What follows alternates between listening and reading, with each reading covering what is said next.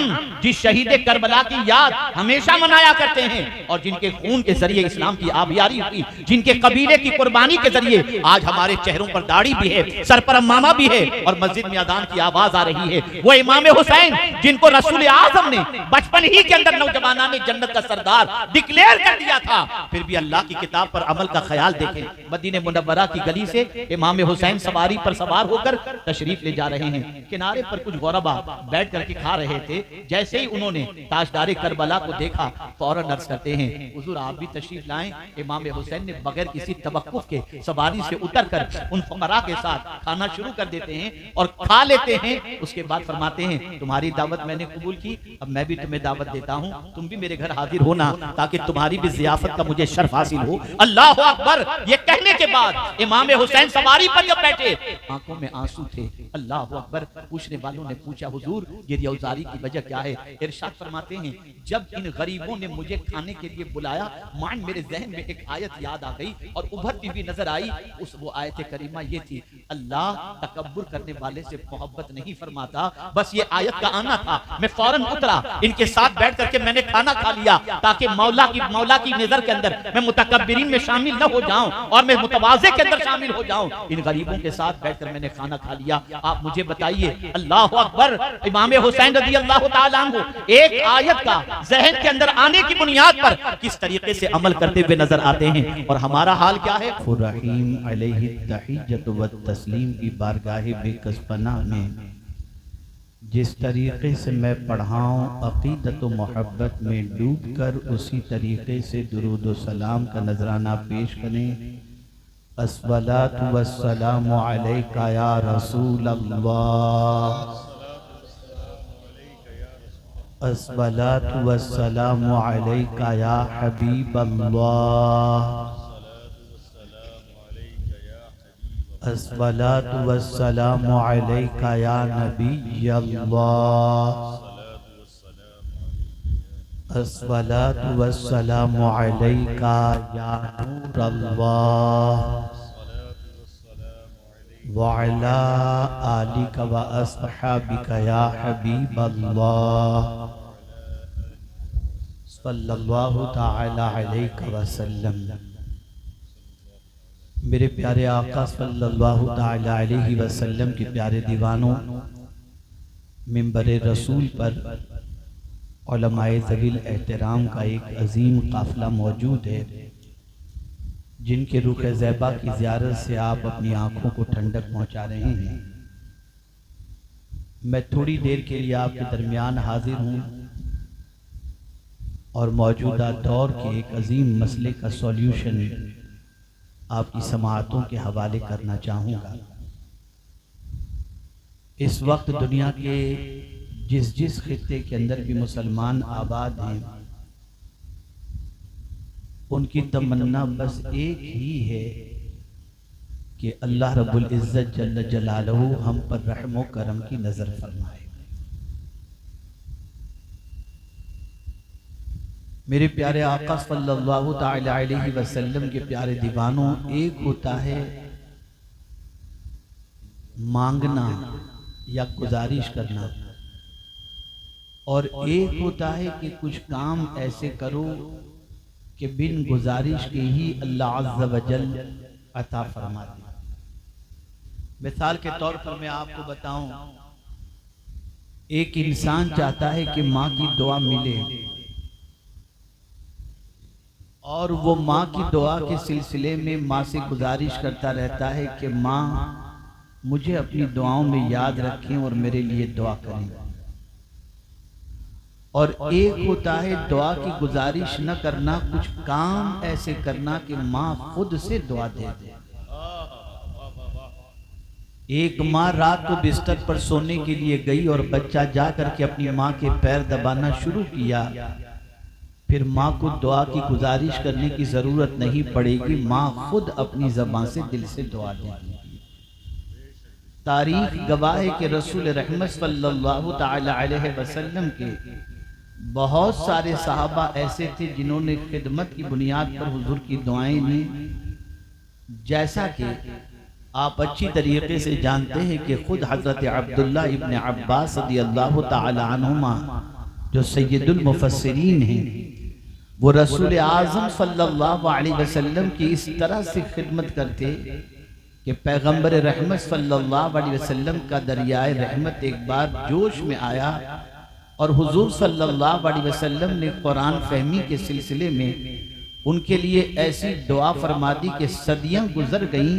सैयदुल मुफस्सिरीन का खिताब आज भी हजरत अब्दुल्ला इब्न अब्बास रज़ियल्लाहु ताला अन्हु के लिए है। तो ये बात अच्छी तरीके से याद रखें कि एक होता है दुआ की गुजारिश करना और एक होता है कि खिदमत ऐसी करो कि खुद से दुआ निकल जाए। ये मुख्तसर तमहीद, मजीद इस पर तफसीली गुफ्तगू हो सकती है, लेकिन क़िल्लत वक्त की बुनियाद पर मैं मजीद इसके सिलसिले में आगे अर्ज करने की बजाय मैं कुरान मुक़द्दस की जिस आयत करीमा की तिलावत का शर्फ हासिल किया उससे मुताल्लिक कुछ बातें आपकी समाअतों के हवाले करूँ। मेरे प्यारे आका सल्लल्लाहु ताला अलैहि वसल्लम के प्यारे दीवानों, एक बंदे मोमिन की जिम्मेदारी है कि वो अपने रब की बारगाह में रहम व करम का सवाल करे, उससे भीख मांगे और अल्लाह अज़्ज़ व जल एक मरतबा दुरूद शरीफ पढ़े। अल्लाहुम्मा सल्लि अला सय्यिदिना व मौलाना मुहम्मदिन मअदनिल जूद वल करम व आलिहि व अस्हाबी व बारिक व सल्लिम। अल्लाह अज़्ज़ व जल्ल की ज़ात वो अजीम ज़ात है कि जिससे न मांगो तो वो नाराज हो जाता है। जो भी सवाल हो उसकी बारगाह में करें, जो तलब हो उससे करें, जो मांगना हो उससे मांगें, इसलिए कि अल्लाह अज़्ज़ व जल मांगने वाले बंदे को पसंद फरमाता है। मेरे प्यारे आका सल्लल्लाहु ताला अलैहि वसल्लम के प्यारे दीवानों, लेकिन कुछ काम ऐसे हैं कि अल्लाह अज़्ज़ व जल से न मांगो, सिर्फ वो काम कर गुजरो, अल्लाह ताला रहम करम की बारिशें नाजिल फरमा देता है। आज का मुसलमान ये चाहता है कि परवरदिगार जल्ल जलालहू रहम करम की नजर फरमाए, मुसीबतों को दूर फरमाए, चैन और सुकून की जिंदगी अता फरमाए। मैं सिर्फ आपके सामने 3 आयतें पेश करूंगा जिसके जरिए आप महसूस कर सकेंगे कि अल्लाह अज़्ज़ व जल्ल ने किन चीजों की बुनियाद पर अपने रहम करम की बारिशों के नुज़ूल के बारे में फरमाया। आप देखें, पहली आयत जिसकी तिलावत का मैंने शर्फ हासिल किया, अल्लाह फरमाता है वहादा किताबुन अंज़लनाहु, ये किताब इसको हमने नाजिल किया। ये किताब इंसान की बनाई हुई किताब नहीं है, इसको नाजिल करने वाली ज़ात परवरदिगार जल्ल जलालहू की है। खुद कुरान कहता है इन्नहु लतंज़ीलु लिरब्बिल आलमीन नज़ल बिही रूहुल अमीन अला क़ल्बिक। अल्लाहु अकबर। कुरान मुक़द्दस रब्बे क़दीर की तरफ से नाजिल हुआ, जिब्रील अमीन लेकर आए और मुस्तफ़ा जाने रहमत सल्लल्लाहु अलैहि वसल्लम के क़ल्ब अतहर पर ये कुरान मुक़द्दस नाजिल हुआ। पता चला ये कुरान इंसान का बनाया हुआ नहीं, अल्लाह की तरफ से नाजिल किया हुआ है, अल्लाह का कलाम है। तो अल्लाह फरमाता है ये किताब इसको हमने नाजिल किया। मेरे परवरदिगार जरा इस किताब की शान भी बता दे, इस किताब की अजमत भी बता दे, इस किताब के कमालात को भी बता दे, ताकि इस किताब के बारे में हम जान सकें कि ये किताब क्या है। तो रब फरमाता है मुबारकुन, ये किताब बरकत वाली किताब है। अल्लाह अकबर। इतनी बरकत वाली किताब है कि अगर ये किताब किसी मोमिन के सीने में आ जाए और फिर वो मोमिन कब्र में जाए तो अल्लाह उसकी कब्र को कुशादा कर दिया करता है। ये किताब इतनी बरकत वाली है, अगर किसी घर में रख दी जाए तो ये किताब की मौजूदगी की वजह से अल्लाह उस घर में बरकतों को नाजिल फरमाता है। किसी दुकान में रख दी जाए किताब तो इस किताब की वजह से उस दुकान के अंदर बरकतें अल्लाह नाजिल फरमाता है। इस किताब को पढ़ने पर भी अल्लाह बरकत अता फरमाता है कि एक हर्फ के एवज में अल्लाह 10 नेकियां अता फरमाता है। जहां तक किताब की बरकत का मामला है, मुसलमान जरूर जानता है। यही वजह है नया घर खरीदता है तो पहले घर में कुरान मुक़द्दस रखता है, नई दुकान खरीदता है तो पहले दुकान में कुरान रखता है, बच्ची को शादी के अंदर जहेज में सबसे पहले कुरान देता है।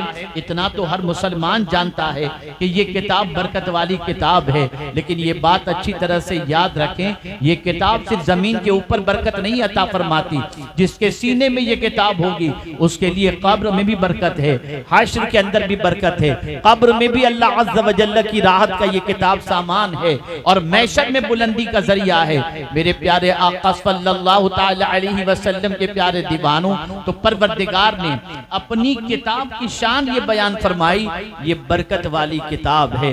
और फिर उसके बाद क्या फरमाया, वहादा किताबुन अंज़लनाहु मुबारकुन फत्तबिऊहु, इस किताब की पैरवी करो, जो कुछ इस किताब ने कहा इसको फॉलो करो, इस किताब ने जिसको हलाल कहा उसे हलाल जानो, इस किताब ने जिसको हराम कहा उसे हराम मानो। ये किताब जो कहे वो करो, इसलिए कि दुनिया की बहुत सारी किताबें हैं जो रास्ता दिखाती हैं, उन किताबों के जरिए तुम उस रास्ते पर चलोगे। हो सकता है भटक भी जाओ, हो सकता है वो किताब गलत रास्ता भी दिखाए, लेकिन जब अल्लाह अपनी किताब की शान बयान करता है तो फरमाता है इन्ना हादल कुरआन यहदी लिल्लती हिया अक़वम, कि बेशक ये कुरआन सबसे सीधा रास्ता दिखाने वाली किताब है। ऐ रसूल आज़म के दीवानों, जरा सोचो तो सही, ऐसी किताब हमारे पास मौजूद है जो सीधा रास्ता दिखाने वाली किताब है, मुसीबत से निकलने का रास्ता बताने वाली किताब है, परेशानियों से नजात दिलाने वाली किताब है, तकालीफ की वादियों से निकालने वाली किताब है, प्रॉब्लम्स के सॉल्यूशन के लिए ये किताब है। और आज का मुसलमान कहता है हम मुसीबतों से कैसे निकलें समझ में नहीं आता, कोई रास्ता दिखाई नहीं देता। और हजरत अब्दुल्ला इब्ने अब्बास रदियल्लाहु ताला अन्हु फरमाते हैं कि मेरे ऊंट की रस्सी भी गुम जाए तो मैं उसे कुरान से तलाश कर लेता हूं। आप जरा सोचो तो सही, सहाबा तो ये करते थे कि ऊंट की रस्सी भी गुम जाए तो कुरान से तलाश कर लेते थे। दौरे हाजिर के अंदर मुसीबतों से निकलने के हवाले से, जवाल से निकलने के हवाले से, पस्ती से निकलने के हवाले से, तबाही से निकलने के हवाले से हमें कोई रास्ता नजर नहीं आता। हम कहते हैं हमें कोई रास्ता सुझाई नहीं देता। मैं कहता हूं कुरान से ताल्लुक क्या है तुम्हारा? मेरा एक जुमला दानिश्वराने कौम मिल्लत और उलमाए ज़वील एहतराम की मौजूदगी के अंदर मैं आपकी समाअतों के हवाले कर रहा हूं। कुरान सबसे बेहतर किताब और हामिले कुरान इस वक्त सबसे बदतर। मौजूदा दौर में कुरान का मानने वाला जितना पसमानदा है, इतनी कोई और कौम पसमानदा नजर नहीं आएगी, जबकि ये किताब से बेहतर किताब दुनिया में कोई दूसरी है नहीं। लेकिन इसी किताब का मानने वाला आज दुनिया में सबसे कमतर क्यों हो गया? वजह सबसे बड़ी ये है, इस किताब से उसका ताल्लुक कमजोर ही नहीं बल्कि खत्म हो गया। मौजूदा दौर के सर्वे के हवाले से बताऊं, 6 महीने पहले का सर्वे है, हिंदुस्तान के 60% मुसलमान पहला कलेमा पढ़ना भी नहीं जानते हैं। ऐ रसूल आजम के दीवानों, जरा देखो तो सही, जरा जायजा तो लो, जरा महसूस तो करो। हम कहते हैं हम कहीं हमारा फॉर्म भरना हो तो रिलीजियन अगर पूछा जाए तो हम इस्लाम को लिख देते हैं, लेकिन मैं आपसे पूछना चाहता हूं, क्या जानते हैं हम इस्लाम के बारे में? हमें क्या वाकिफियत है इस्लाम के बारे में? यहाँ इतने हजरात मौजूद हैं, कुर्रा हजरात भी मौजूद हैं, हुफ्फाज और उलमा और मुफ्तियान किराम भी मौजूद हैं। अगर एक शख्स से अवाम में से खड़ा करके किसी से कहें कि तावुज़ सही तौर पर पढ़कर बता दो, तस्मिया सही तौर पर पढ़ करके बता दो, अवाम में से शायद ही कोई हो जो बिस्मिल्लाहिर्रहमानिर्रहीम भी सही तौर पर पढ़ करके बता दे। मैं पूछना चाहता हूं, अपनी तबाही की वजह को भी तो समझो, अपनी पसमानदगी की वजह को भी तो समझो, अपनी परेशानी की वजह तो समझो। कुरान वाज़े तौर पर फरमाता है ये किताब बड़ी अजमत वाली किताब है, रास्ता दिखाने वाली किताब है। और ये किताब इसलिए अल्लाह ने नाजिल फरमाई कि इस किताब की हम पैरवी करें, सिर्फ बरकत के तौर पर इस्तेमाल न करें। मुझे हैरत होती है, हमारा यकीन है, हमारा अकीदा है कि अल्लाह ताला मरने वाले को अगर कुरान पढ़ करके इसाले सवाब किया जाए तो उस मुर्दे को उसका फायदा अता फरमाता है।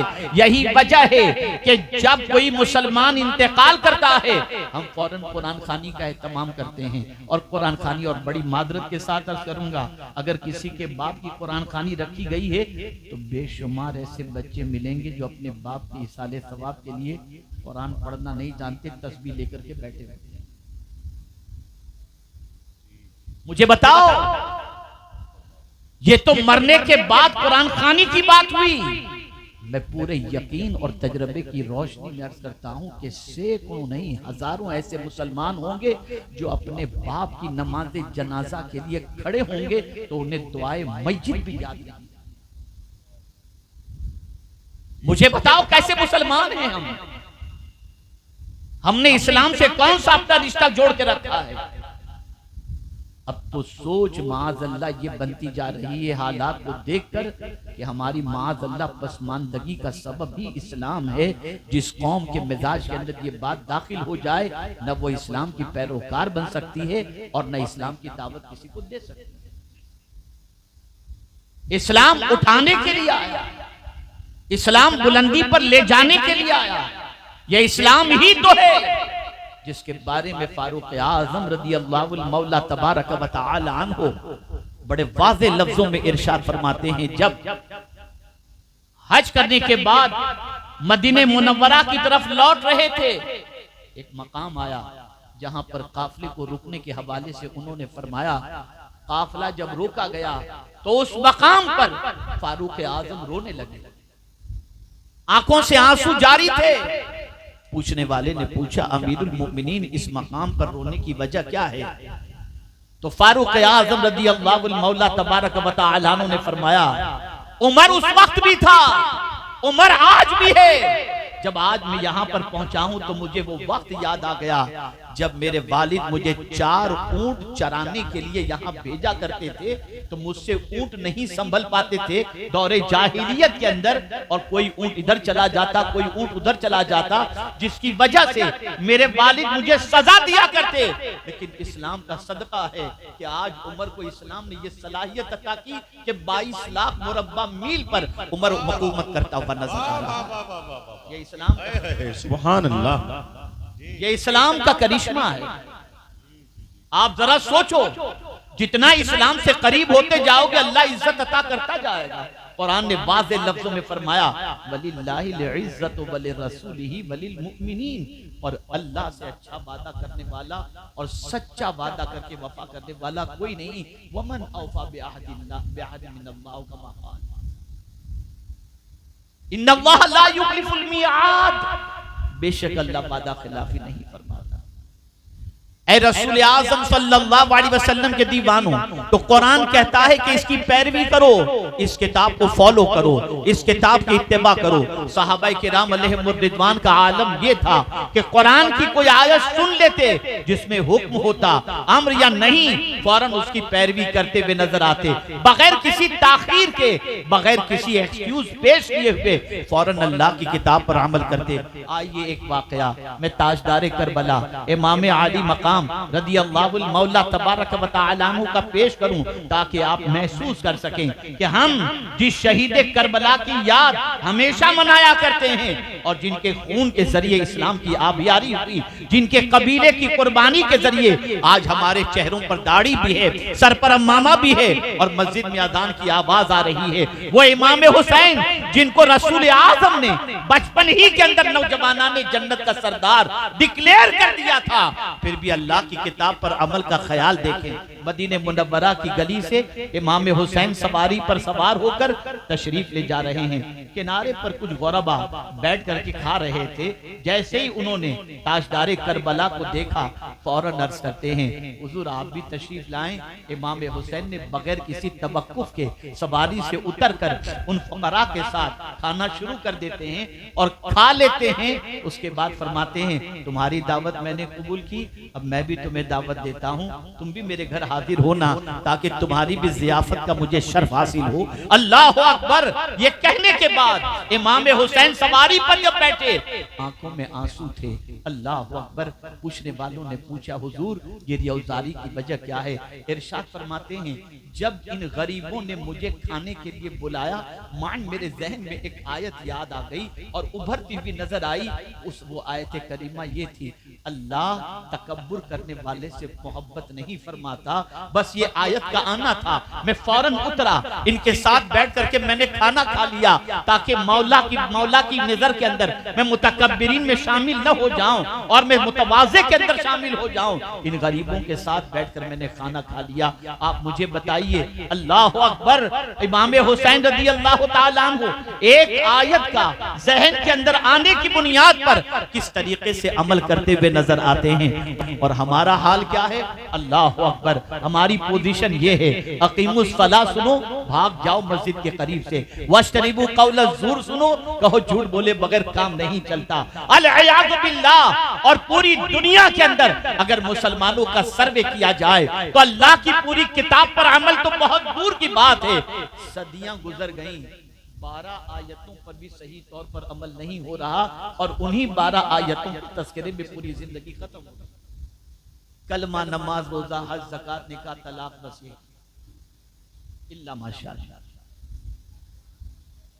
ऐ रसूल आज़म सल्लल्लाहु अलैहि वसल्लम के दीवानों, हमारा पूरी किताब पर यकीन है, पूरी किताब पर ईमान है, और इसीलिए याद रखें, वो लोग जो अल्लाह की किताब पर अमल करते हैं, अल्लाह के फरमान को पेश नजर रखते हैं और अल्लाह के इरशाद पर अमल करते हुए अपनी जिंदगी को गुजारते हैं, फिर उनकी शान क्या होती है मैं आगे अर्ज करूंगा। तो कुरान ने दूसरी सिफत बयान फरमाई, वहादा किताबुन अंज़लनाहु मुबारकुन फत्तबिऊ वत्तकू, और अल्लाह से 3 बातें बताई गई। ये बरकत वाली किताब है, इस किताब पर अमल करो और अल्लाह से डरो।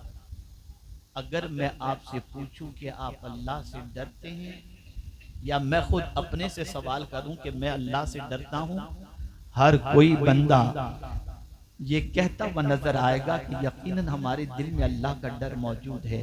मैं एक सवाल पूछना चाहूंगा, अगर अल्लाह का डर है तो नमाज क्यों छूट रही है? अगर अल्लाह का डर है तो रात के सन्नाटे में गंदी पिक्चरें क्यों देखी जा रही हैं? अगर अल्लाह का डर है तो गाने क्यों गुनगुनाए जा रहे हैं? अगर अल्लाह का डर है तो शराब और ज़िना की तरफ तबीयत क्यों माइल हो रही है? अगर अल्लाह का डर है तो गुनाह की दहलीज पर कदम क्यों रखे जा रहे हैं?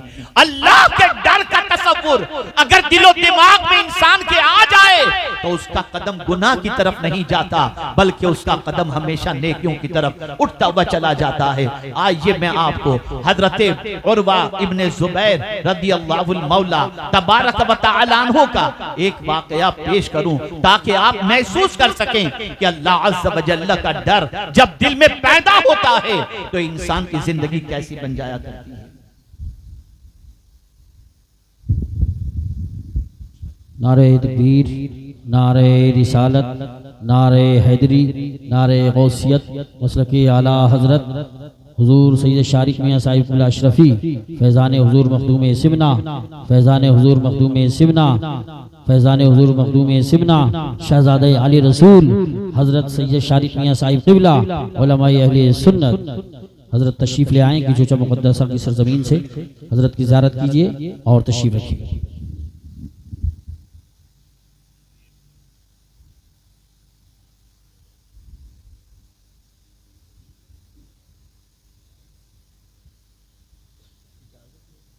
एक मरतबा दुरूद शरीफ पढ़ लें।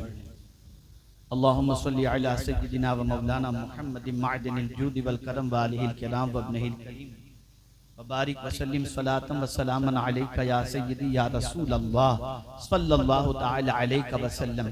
आइए मैं आपको समझाता हुआ चलूं, अल्लाह का डर किसे कहते हैं। हजरत उर्वा इब्ने ज़ुबैर रज़ियल्लाहु मौला तबारक व तआला अन्हु के पैर में आकला पड़ गया।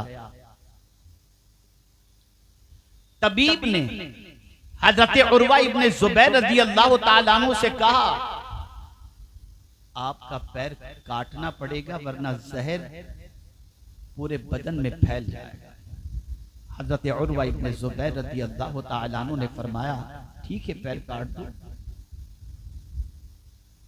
तबीब ने कहा, मैं आपको थोड़ी सी शराब पिला देता हूं, आप शराब पी लें, मदहोश हो जाएंगे, पैर काटूंगा तो आपको पता नहीं चलेगा।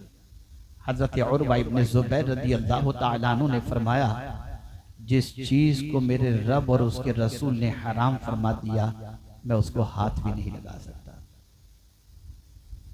तबीब ने कहा ख्वाब आवर गोली दे देता हूं, उसे खा लीजिए, आप बेहोश हो जाएंगे, पैर काटूंगा आपको तकलीफ नहीं होगी। फरमाते नहीं, मैं चाहता हूं मैं होश में रहूं और तुम मेरा पैर काटो, मुझे दर्द हो, तकलीफ हो, मैं उस पर सब्र करूं ताकि कुरान की इस आयत का मुज़्दे जाफ़ज़ा मेरे हक में हो जाए कि इन्नमा युवफ़्फ़स साबिरून अजरहुम बिग़ैरि हिसाब। तबीब ने कहा काफी दर्द होगा। हज़रत उर्वा इब्न ज़ुबैर ने फरमाया कोई बात नहीं। पैर काटा गया और जब कटे हुए पैर के ऊपर जख्म को भरने के लिए जब अद्वियात लगाई गई तो हज़रत उर्वा इब्न ज़ुबैर की आंखों से आंसू जारी थे, रोने लगे। तबीब ने कहा आपसे मैंने पहले ही कहा था दर्द होगा, अब रोने से क्या फायदा। मुस्कुराते हुए कहते हैं मैं दर्द की वजह से नहीं रो रहा, ये शुक्र के आंसू हैं। तबीब ने कहा किस बात पर आप अल्लाह का शुक्र अदा करते हैं? गौर से सुनना नौजवानों, गौर से सुनना। तबीब ने कहा किस बात पर आप अल्लाह का शुक्र अदा करते हैं? हजरत उर्वा इब्न ज़ुबैर। कौन है हजरत उर्वा इब्न ज़ुबैर? हजरत उम्मुल मुमिनीन आयशा सिद्दीक़ा रज़ियल्लाहु ताला अन्हा के भतीजे हैं। कटा हुआ पैर जो पड़ा था उसको अपने हाथ में लिया और उठाते हुए कहते हैं ये पैर कयामत के दिन गवाही देगा कि इस पर चलकर मैं कभी कुछ किसी गुनाह की दहलीज पर नहीं गया। मैं अल्लाह का शुक्र अदा करता हूं कि इन पैरों पर चलकर मैं अल्लाह के घर की तरफ गया हूं और नेकी के रास्ते की तरफ गया हूं। क्या हम में का कोई मुसलमान ये यकीन के साथ कह सकता है कि हमारा पैर गुनाह की तरफ नहीं उठा होगा?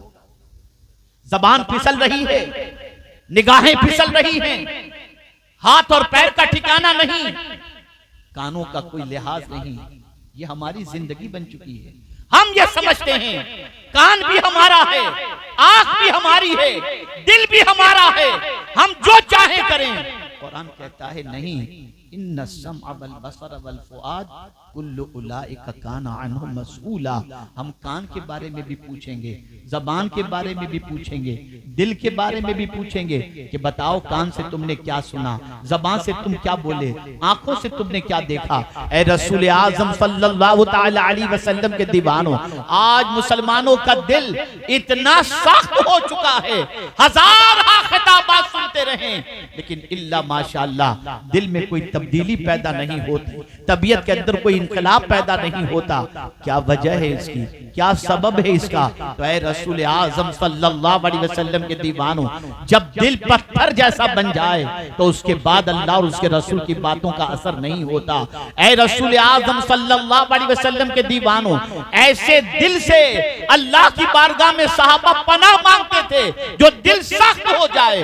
आज मुसलमानों का दिल सख्त हो चुका, तकारीर सुनते हैं।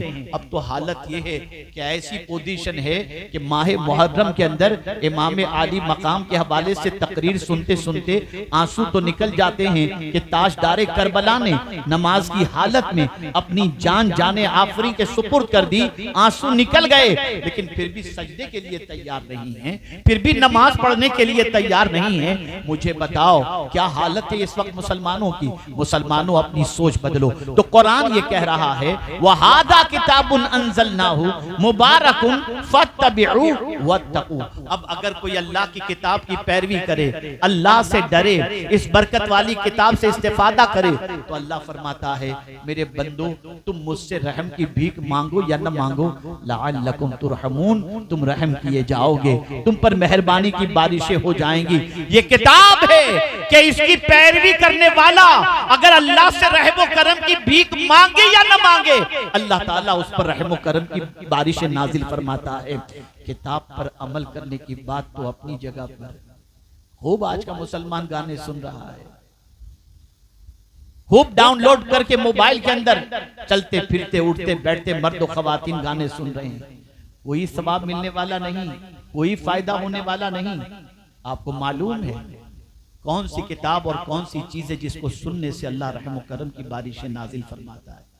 तो कुरान कहता है इज़ा क़ुरिअल क़ुरआन फस्तमिउ लहू व अंसितू लअल्लकुम तुरहमून। जब कुरान पढ़ा जाए गौर से सुनो और चुप रहो, गौर से सुनो और चुप रहो। मौला इसके एवज में मिलेगा क्या? अल्लाह फरमाता है तुम पर रहम करम की बारिशें नाजिल होंगी। आप जरा सोचो, जिस कौम का मिजाज इतना घटिया हो गया हो कि कुरान सुनने से उसकी तबीयत उकता रही हो, उस कौम पर रहम करम की बारिशें कहां से नाजिल? आज हमारी कौम कुरान सुनने से उकता रही है, बल्कि तमन्ना करती है जल्दी से खत्म करे कारी साहब। अगर मस्जिद में इमाम तवील किरात कर दे तो ट्रस्टियों के पास शिकायत पहुंचती है, थका देते हैं इमाम साहब, यार कोई जल्दी से आप उनको बोलो छोटी छोटी सूरतें पढ़ा करें।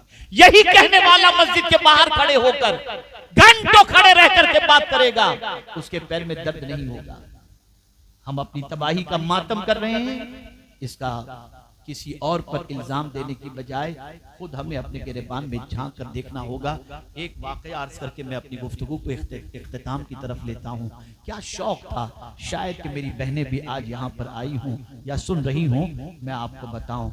उम्मुल मुमिनीन हजरत आयशा सिद्दीक़ा रज़ियल्लाहु ताला अन्हा का मामूल था कि हुजूर सल्लल्लाहु अलैहि वसल्लम उन्हें हर हफ्ते अपने मैके जाने की इजाजत देते थे। उम्मुल मुमिनीन हजरत आयशा सिद्दीक़ा रज़ियल्लाहु ताला अन्हा हर हफ्ते तशरीफ ले जाती थी। एक हफ्ते को जब गई तो आने में उम्मुल मुमिनीन हजरत आयशा सिद्दीक़ा रज़ियल्लाहु ताला अन्हा को ताखीर हो गई।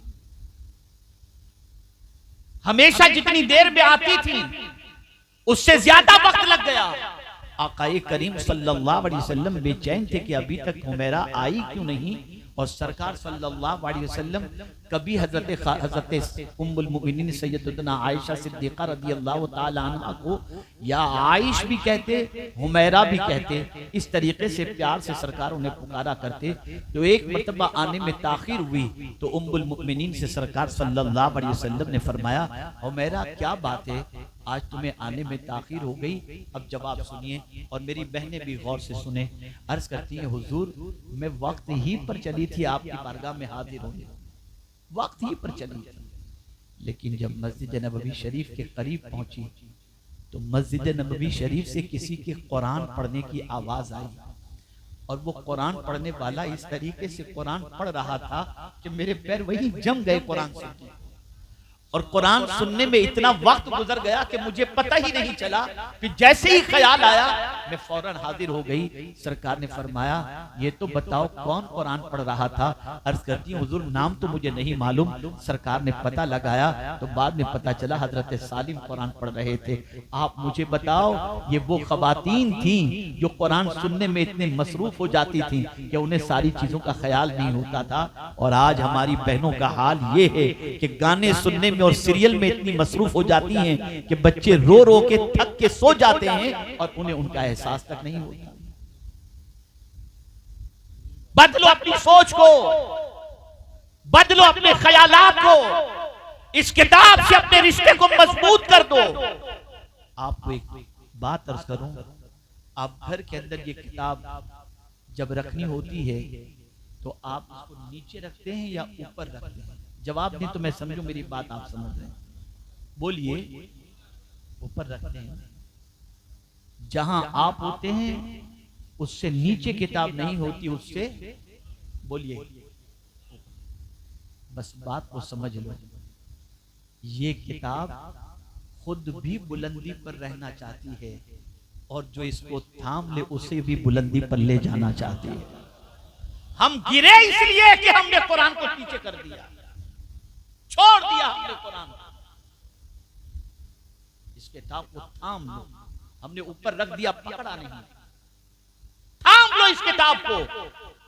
बल्कि हदीस शरीफ में एक रस्सी है जिसका एक सिरा अल्लाह के दस्ते कुदरत में है, और अगर कोई कुरान पढ़ता है तो दूसरा सिरा उस बंदे के हाथ में आ जाता है। इस वक्त हमारे सामने मखदूम गिरामी हजरत अल्लामा सैयद शारिक साहब अशरफी मद्दजिल्लहुल आली तशरीफ फरमा है। इनके दामन से लोग वाबस्ता होते हैं, हाथ में हाथ देकर मुरीद होते हैं, दाखिले सिलसिला होते हैं। आपके नजदीक इनका हाथ बहुत अफजल आला है। यकीनन ये उस घराने के चश्म चिराग हैं, इनके हाथ की अजमत अपनी जगह मुसल्लम है। लेकिन मैं आपसे पूछना चाहता हूँ, अगर किसी के हाथ में रसूल आजम का हाथ आ जाए तो उसकी अजमतों का क्या कहना, उसकी अजमतों का क्या कहना। और कोई ऐसी चीज पकड़ ले कि एक सिरा दस्ते कुदरत में हो और दूसरा सिरा उसके हाथ में हो, तो उसका क्या कहना। खुदा की कसम, जब कोई कुरान पढ़ता है तो ऐसा होता है कि एक तरफ तो कुरान है, दूसरी तरफ अल्लाह अज़्ज़ व जल्ल का दस्ते करम है जो उसकी शान के मुताबिक है। बंदे के हाथ में उसका दस्ते करम आ जाया करता है। इस किताब से अपने रिश्ते को मजबूत करो। सारे प्रॉब्लम का सॉल्यूशन यही है। मुझे याद है मादी करीब के हमारे एक अजीम दाई, एक अजीम मुफक्किर, एक अजीम आलिम दीन, जो कहीं भी कुछ भी बेबाकी के साथ अपनी जबान से फरमा दिया करते थे बगैर किसी खौफ के। अमेरिका में मुझसे उनके एक मुरीद ने पूछा कि हजरत की इस कुव्वत की वजह क्या है। कायदे अहले सुन्नत अल्लामा शाह अहमद नूरानी साहब अलैहि मुझसे पूछा उन्होंने कि हजरत उनके अंदर ये ताकत और इस कुव्वत की वजह क्या। मैंने कहा आप मुरीद हैं, आप बताइए, आप हजरत के साथ जिंदगी गुजारे हैं, आप बताइए। उन्होंने कहा हजरत मैं बहुत गौर करने के बाद कुछ समझ नहीं सका। मैंने कहा अब मैं आपको बताता हूँ। हजरत सुन्नी दावत इस्लामी के इज्तिमा में कनाडा तशरीफ लाए थे कायदे अहले सुन्नत, और मैंने एक रात उनके बाजू वाले कमरे में, वो बाजू के कमरे में थे, मैं दूसरे कमरे में था। मुझे मालूम हुआ कि रोजाना तहज्जुद में 5 पारे की तिलावत करते। मैंने कहा उनकी कुव्वत का सरचश्मा यही कुरान है, यही कुरान। ऐ रसूल आज़म सल्लल्लाहु अलैहि वसल्लम के दीवानों, इस किताब से अपने रिश्ते को मजबूत कर लो। जिस घर में ये किताब और उस घर में तिलावत न होती हो, ये कुरान बद्दुआ करता है, अल्लाह इसने मुझे तिलावत से महरूम किया, तू बरकतों से इसे महरूम कर। बदलो अपनी सोच, बदलो अपने अफकारों नजरियात को, अल्लाह की किताब से रिश्ते को मजबूत करो। चाहता तो ये था कि मजीद आप समातों के हवाले कुछ बातें अर्ज कर सकूं, लेकिन मैं सिर्फ इतना अर्ज करूंगा कि देखिए मुंतजिमीन अपने एतबार से एहतमाम करते हैं। आप वक्त निकाल करके आते हैं, जगते हैं, सुनते हैं, लेकिन अगर जिंदगी में कोई तब्दीली पैदा नहीं होती और जिंदगी में तब्दीली का कोई इरादा भी आप नहीं करते, तो फिर मुझे बताइए सिवाय सवाब के आपके नाम अमाल में क्या लिखा जाएगा कि इतनी देर आप अल्लाह और उसके रसूल का जिक्र सुनते रहे और उसका सवाब आपको मिला। लेकिन जब अमल करो, कुरान से रिश्ता मजबूत करो, कुरान से ताल्लुक मजबूत करो, कुरान की तिलावत को अपनी आदत बनाओगे, तो फिर मैं यकीन के साथ कहता हूं कि आप अपनी जिंदगी में पहाड़ देखोगे। बस एक आखिरी हदीस मुझे याद आ गई, हुजूर की एक दुआ, तो मैं आपको बता दूं।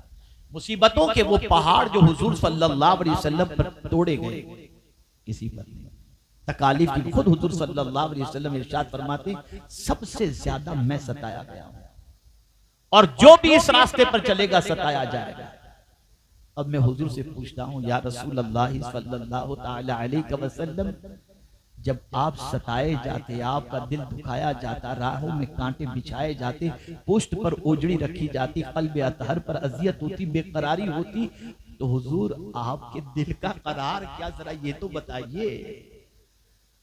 तो हुजूर की दुआ बता रही है। सरकार दुआ करते, अल्लाहुम्मा जअलिल कुरान रबिअ क़ल्बी, ए अल्लाह कुरान को मेरे दिल की बहार बना, मेरे दिल की बहार बना। ये किताब मुरझाए हुए दिलों को खिला देती है, ये किताब बेकरार दिलों को करार की दौलत अता करती है। अफसोस, 100,000 अफसोस, घरों में कुरान पढ़ा है और तुम बेकरारी और बेचैनी की वादियों में जाते हुए नींद की गोलियां लेकर सोते हो। उठो, वुजू करो, कुरान पढ़ो, अल्लाह ताला तुम्हारे कल्ब की बेकरारी को दूर फरमा देगा।